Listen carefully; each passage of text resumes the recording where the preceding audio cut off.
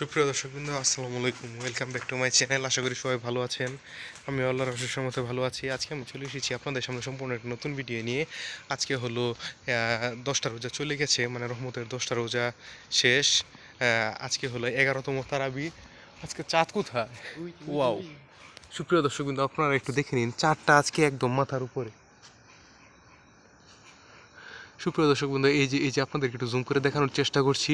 আজকে চাঁদটা কিন্তু প্রায় সম্পূর্ণ আকার ধারণ করেছে, একটু বাকি রয়েছে, মানে সম্পূর্ণ আকার ধারণ করতে আর একটু বাকি রয়েছে, আল্লাহর রহম। আর আজকে হলো দশম রোজা। হ্যাঁ, মানে 10টা রোজা, 11তম তারাবি। আর 4টা তারাবি হলে 15টা তারাবি কমপ্লিট হয়ে যাবে। এবং আর মাত্র 5টা রোজা হলে 15টা রোজা কমপ্লিট হয়ে যাবে।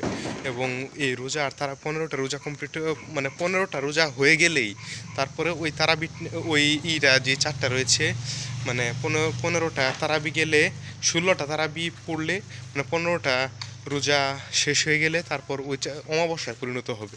এবং ওই অমাবস্যাটা হয়ে গেলে তারপর ওই 4টা পূর্ণিমা আকার ধারণ করবে আস্তে আস্তে, মানে আস্তে আস্তে কাচি আকার ধারণ করে তারপর আস্তে আস্তে পূর্ণিমা হয়ে যাবে।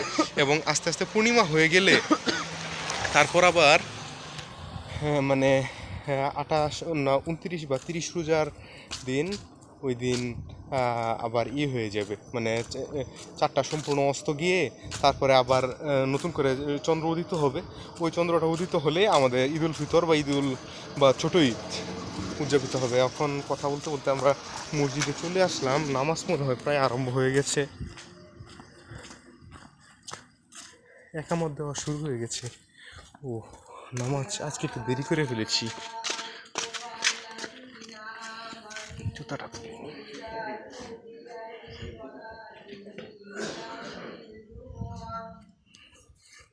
من يوم الجمعة فاسعوا إلى ذكر الله وذروا البيع ذلكم خير لكم إن كنتم تعلمون